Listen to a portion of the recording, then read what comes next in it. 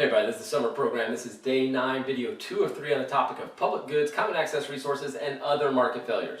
Remember, in day 7 and day 8, we talked about a specific type of market failure, externalities. And in the field of economics, we focus a lot on externalities because there's a lot of them out there, and that's a major market failure. But now on this day 9, we're focusing on other market failures.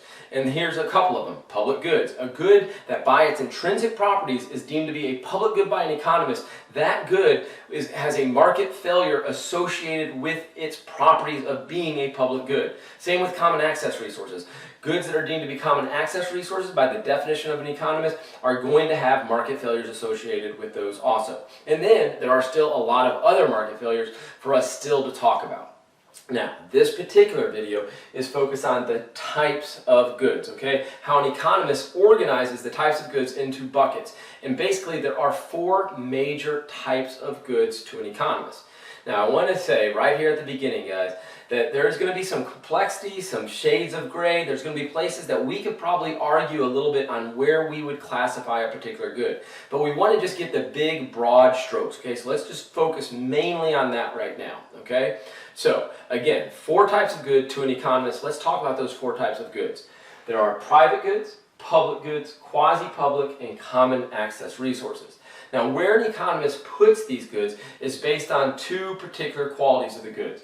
Whether or not it's excludable, and if it's not excludable, we call it non-excludable, or is it rivalrous, and if it's not rivalrous, we call it non-rivalrous, okay? So let's talk about those definitions. I know we did that in the last video, but let's do it really quick again. An excludable good is simply what we mean by that is somebody can be excluded from the benefits. A non-excludable good means that somebody cannot be excluded from the benefits of that good, okay? So excludable, pretty straightforward. When it comes to rivalrous, a rivalrous good is a situation when somebody consumes a particular good, nobody else can consume that good. Another way to say it's a rivalrous good is when somebody consumes it, we're going to need additional resources for somebody else to consume it. So, non-rivalrous means the following. When somebody consumes a good, if it's non-rivalrous, somebody else can consume that exact same good, okay? In other words, when somebody consumes a good, we don't need any more resources for somebody else to consume that good, okay? So that's rivalrous and non-rivalrous, excludable and non-excludable. Let's talk about our first quadrant right here, which is private goods, okay? This is what I think most of us think about. It's definitely what's probably been on our minds most of the time as we've gone through this class up to this point is private goods. They're all over the place, okay? Private goods are both excludable and rivalrous, okay? We can exclude somebody from the benefits of it, and when they're consumed, nobody else can consume that exact same good. Hamburgers is a classic example. Pretty much any food item. I would even go as far as just about everything that a grocery store sells, right? Smartphones also, certainly they're excludable and they are rivalrous, okay? Clothing, there's just a ton of it. But let's get to the place where there's more complexity, more places to argue, okay? Notice what I have next. Education and healthcare, okay? Now, what's interesting here is an economist is going to label them private goods, okay? And yet we know a lot of governments are involved in the production or provision of, or both of those goods. So a lot of people say, no, there's public education. And hey, a lot of nations have public health care. So those get to be moved over here. Not so fast, okay? Now stay with me on this point, okay? Here's the thing. What we're doing right now is we're looking at the intrinsic property of the good, not what any particular government is doing, okay, with that good. It's what is the intrinsic property of that good. Let me start with healthcare, and I'll come to education next. I think education is actually a little bit more difficult. But healthcare, let me just ask, is it excludable? And I think the answer is absolutely we can exclude somebody from healthcare. Also, is it rivalrous? When somebody is seeing a doctor, can anybody else see that same doctor or that same nurse or use that same piece of equipment? The answer is generally no, that cannot happen. So I think we would agree they are excludable, or healthcare is excludable and rivalrous, which makes it a private good. Now here's what I'm not saying. That doesn't mean, okay, that means we need to just let the private markets go and no intervention. No. Remember, there's many types of market failures. In fact, what's our biggest market failure probably that's out there? It is externalities, right? And there are humongous externalities when it comes to healthcare. Another market failure to some extent, and I'll talk about this later on, is whether or not there's equity issues. which is ability to pay issues, because ability to pay issues also can create market failures. And here's the thing. Yes, healthcare has positive externalities, which is a market failure, and also has big equity issues, which is another type of market failure. So, healthcare, it is a private good, but we still might want government intervention, not because of the type of good it is, but for other market failures.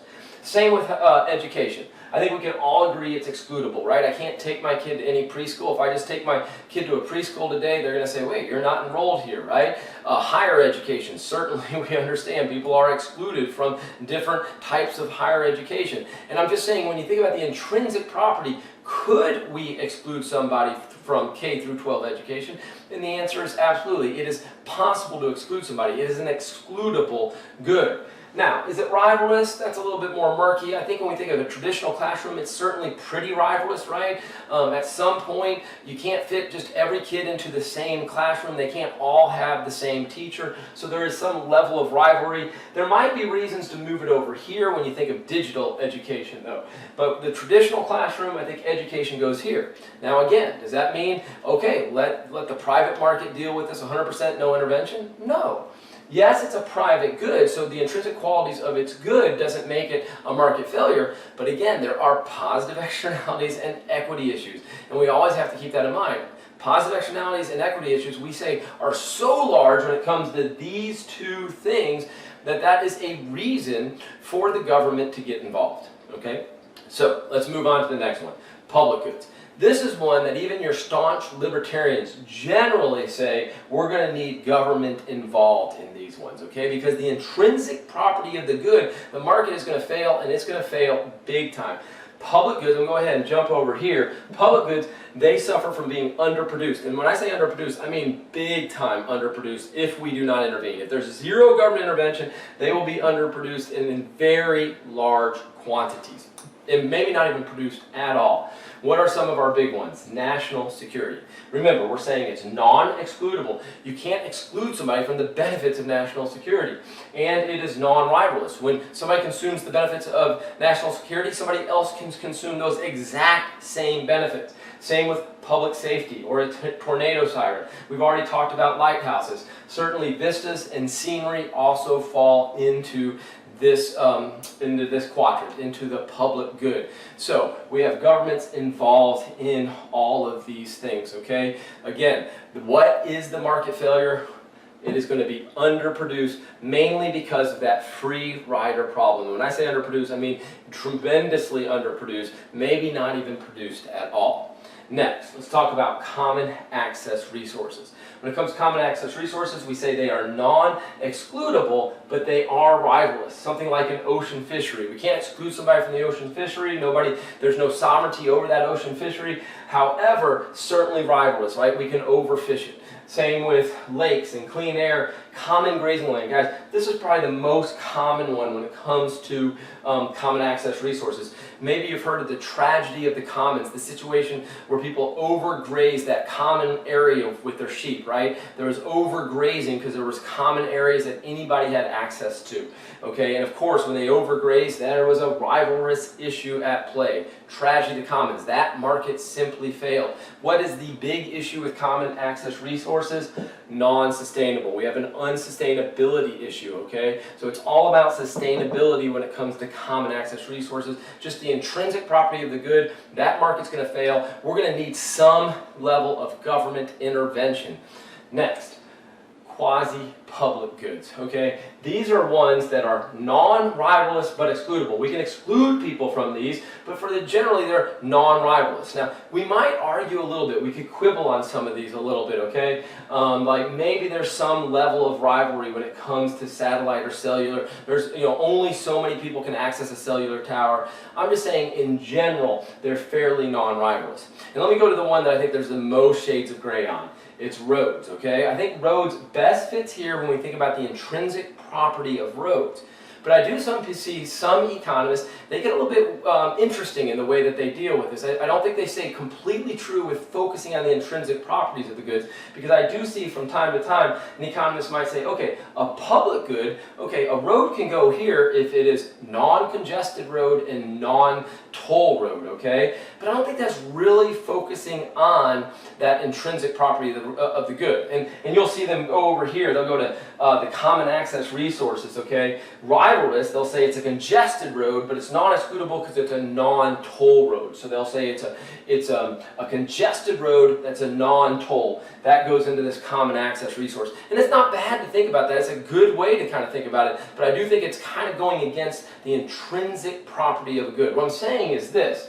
Can we exclude somebody from a road? Yes, we do it all the time. It is possible to exclude somebody from any road. It is possible to do that.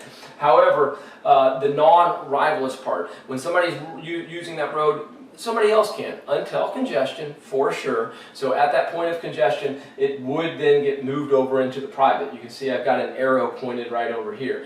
But I think that's where we generally put roads, from a truly focusing on the intrinsic property of the good. But anyhow, here's the big point. I think the big point is that for these goods, these quasi-public goods, that we are generally non-rivalrous, generally excludable, what do they deal, what issue do we have? Major market power issues, major monopoly issues, okay? And those intrinsic properties right here of the good, we tend to see humongous market power by the companies because of those intrinsic properties. So, this one, and this one, in the intrinsic properties of the good, the market is going to fail. When it comes to public goods, they're going to be underproduced. Common access resources, huge sustainability issues. Quasi-public goods, we often will see, if we leave this market alone, that tremendous market power will show up in these types of goods. Anyhow, hope that made some sense to you. We'll see you in the next video.